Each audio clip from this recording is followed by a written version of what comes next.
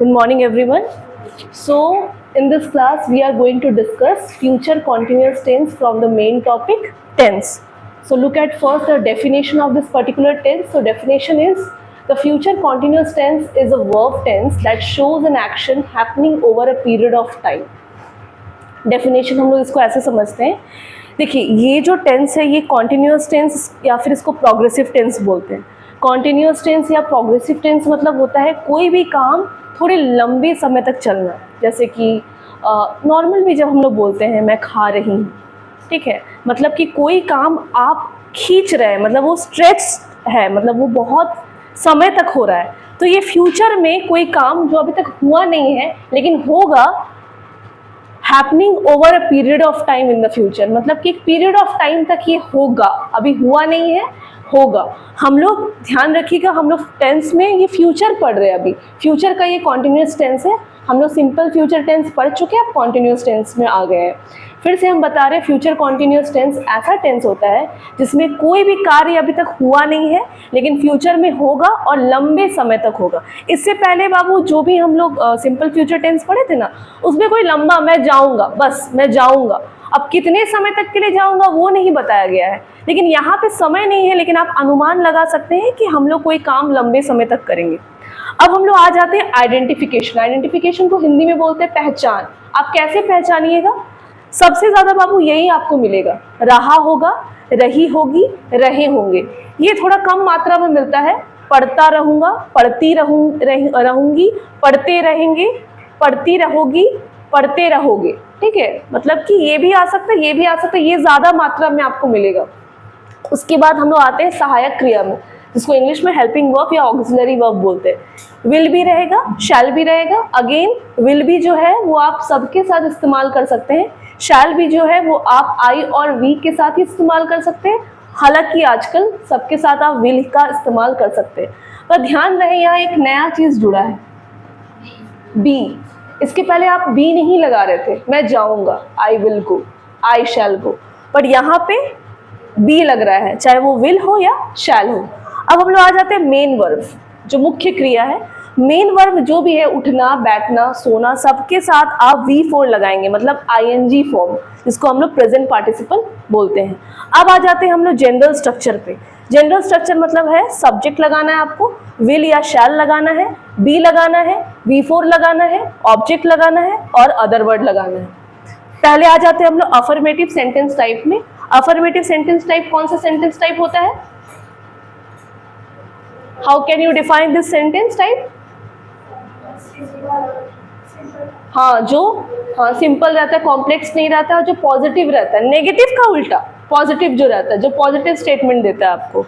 Subject will shall be plus V4 plus object plus other word. जैसे दो example दिए, एक इसका एग्जाम्पल भी लिए हैं और एक इसका एग्जाम्पल भी लिए हैं।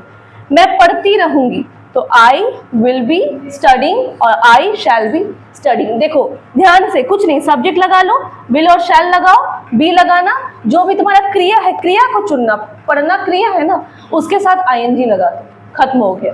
अब नेक्स्ट इसको भी ले लेते हैं, रहा होगा, रही होगी, ये ज्यादा अच्छा लगता है बोलने में, वह पढ़ रही होगी, ठीक है, तो शी विल बी रीडिंग, खत्म हो गया।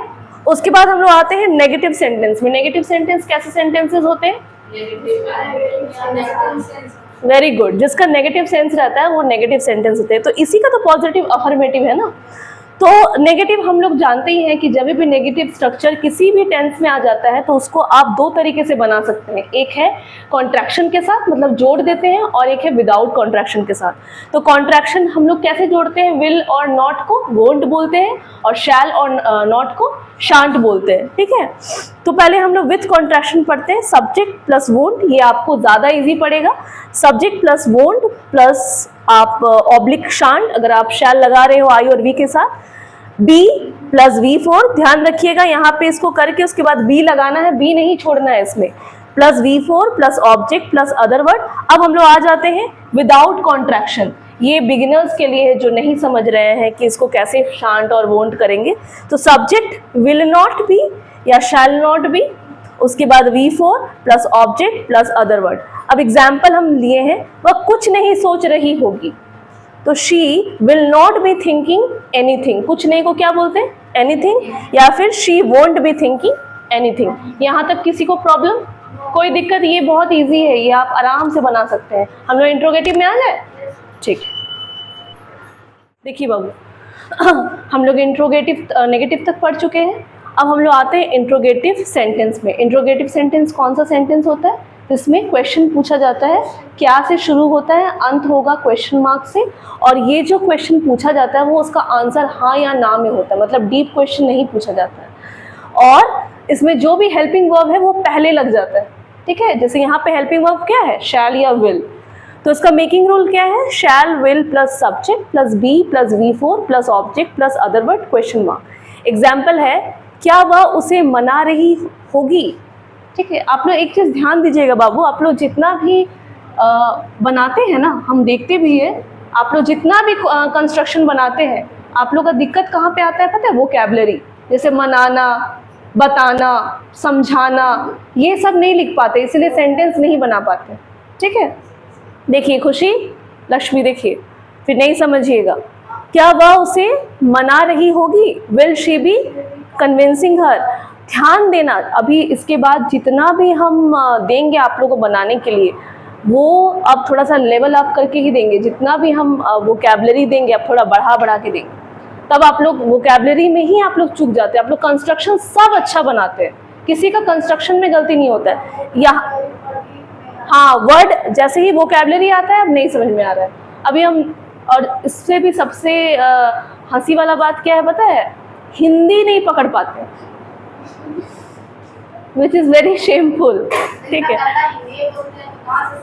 हिंदी ही नहीं पकड़ पाते। हिंदी अगर मान लो कि अभी हम आपको लिख दे कि क्या वह उसे भ्रमित कर रही होगी, अब भ्रमित बोलेंगे, मैम भ्रमित क्या था, हाँ भ्रमित मतलब मिसगाइड, डाइवर्ट, ठीक है। अपने अरे बाबा क्या है,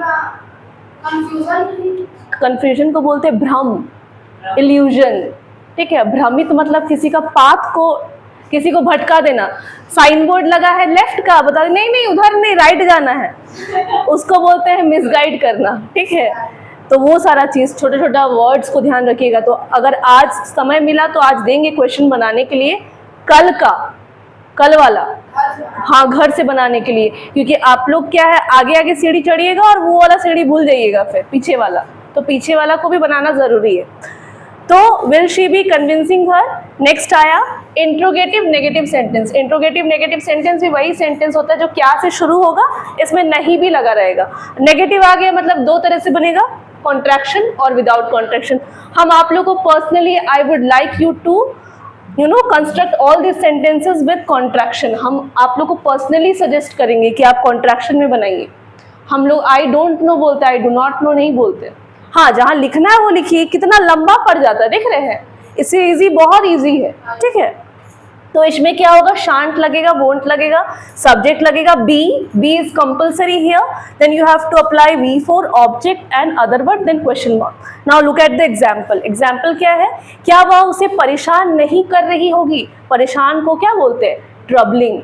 देखो, परेशान और छेड़ना दो अलग अलग वर्ड है। अगर हम देख क्या वो उसे छेड़ रहा होगा, छेड़ मतलब होता है टीज या वेक्सिंग, ठीक है। टीजिंग अलग होता है, परेशान मतलब कि कोई आपको परेशान कर रहा है, ठीक है। चाहे वो आपको कुछ खराब बोल के परेशान कर रहा होगा, चाहे आपका काम बिगाड़ के परेशान कर रहा होगा, ठीक है। और छेड़ना मतलब कि कोई कमेंट पास कर देना, तो वो वाला हो गया छेड़ना, ठीक है। तो यहाँ पे क्या वो उसे परेशान नहीं कर रही होगी, तो वोंट शी बी ट्रबलिंग हर। देखिए गर्ल्स, नेक्स्ट है WH interrogative sentence. WH interrogative sentence वो सेंटेंसेस होते हैं जिसमें आप क्वेश्चन पूछते हैं और क्वेश्चन आपका डीप रहता है।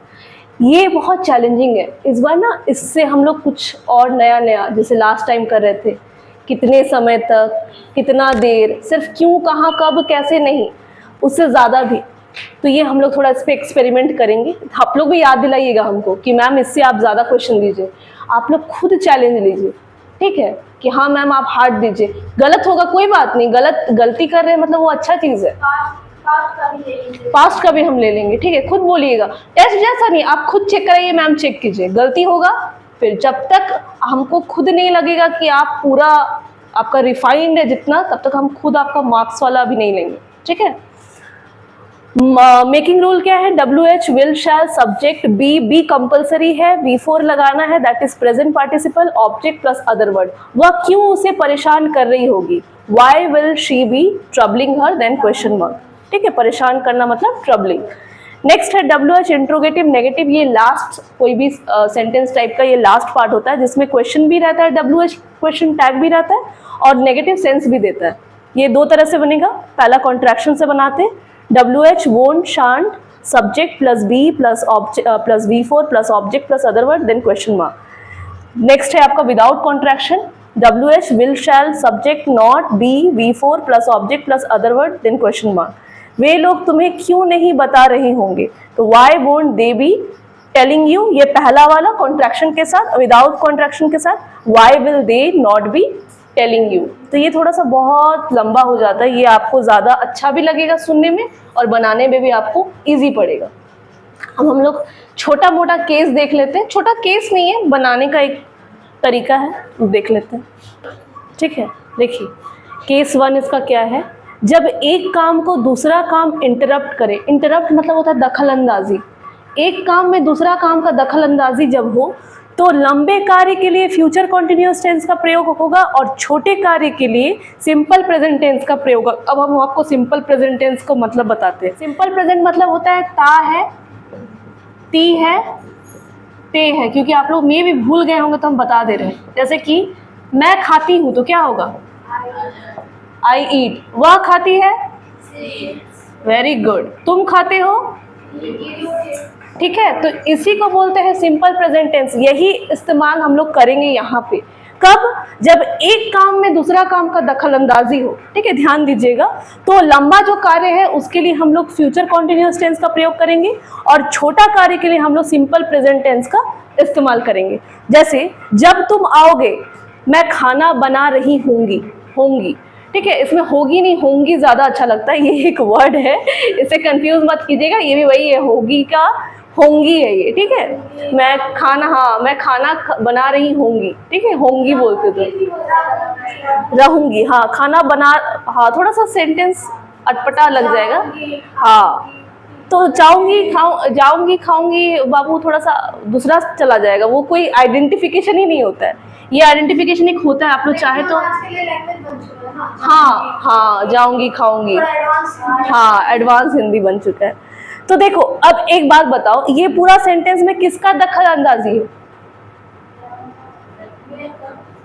नहीं, ये दो सेंटेंस देख रही है ना, जब तुम आओगे मैं खाना बना रही होंगी। अब एक बात बताओ, सबसे पूछ रहे हैं, कोई बात नहीं हेल्दी बताओ, अगर गलत भी होता है इट्स ओके, इट्स फाइन।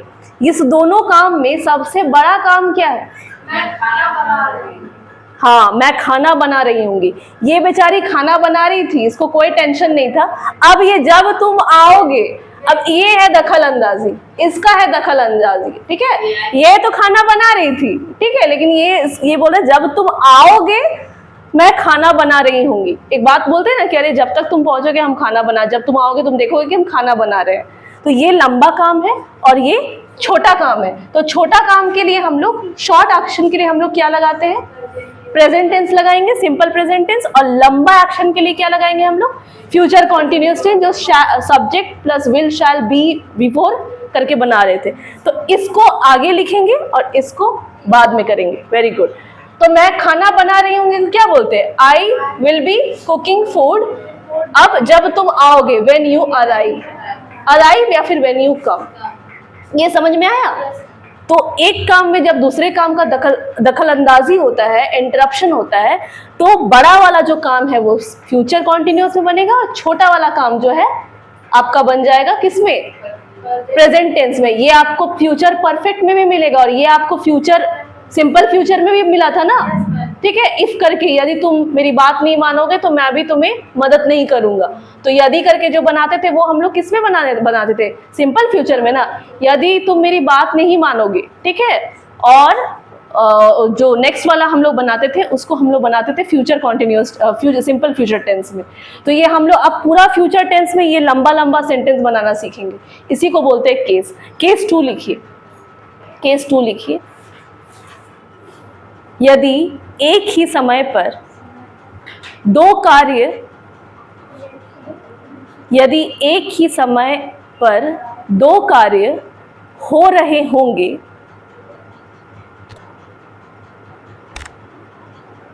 यदि एक ही समय पर दो कार्य हो रहे होंगे तो इस स्थिति में तो इस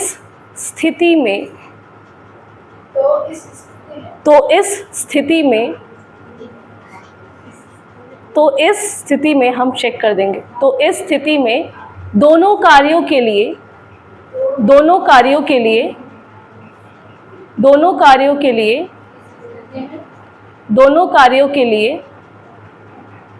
हम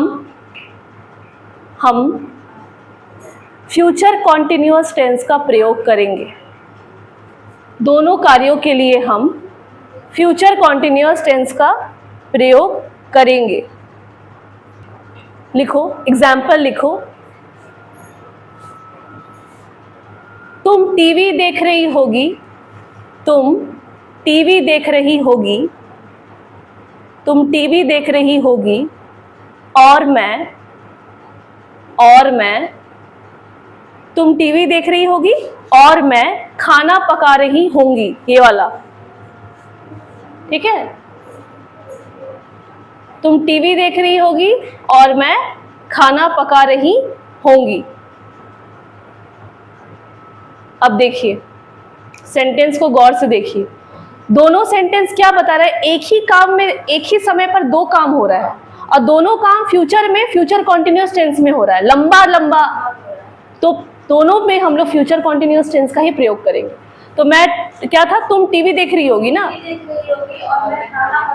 तो टीवी तो लिखो, तुम को लिखो you will be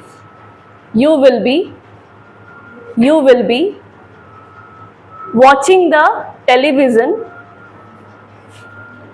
you will be watching the television, and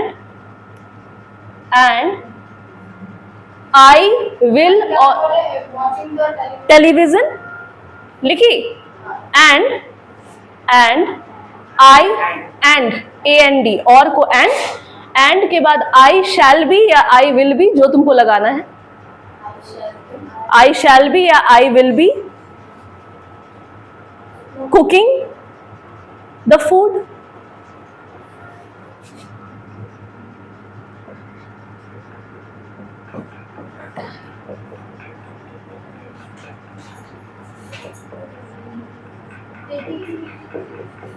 इसका मेकिंग रूल लिख लीजिए बाबू।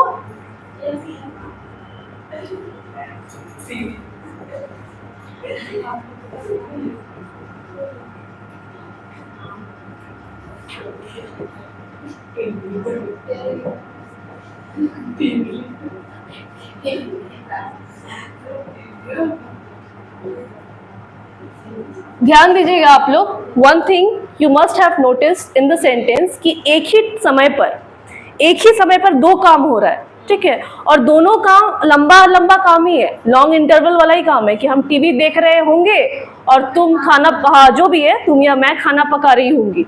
तो दोनों काम लंबा है, तो दोनों काम के लिए हम लोग future tense, future continuous tense और फ्यूचर कॉन्टिन्यूअस टेंस ही लगाते हैं। बीच में जुड़ा क्या?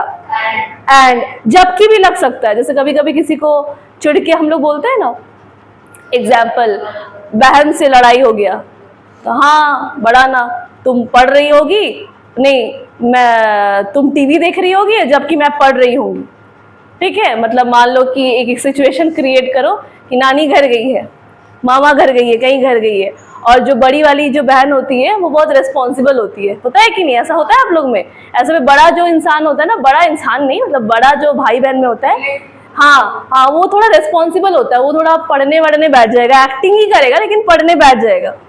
तो तुम बात में उसको बोल रही है कि हाँ नानी घर जाके भी क्या फायदा, कि तुम तो टीवी देख रही होगी और मैं पढ़ रही होंगी। तो इस केस में ये वाला आप लोग को हम वही केस बता रहे जो आप लोग डेली लाइफ में बहुत इस्तेमाल करेंगे, ठीक है। तो ये आप लोग को कहीं ना कहीं मिलेगा।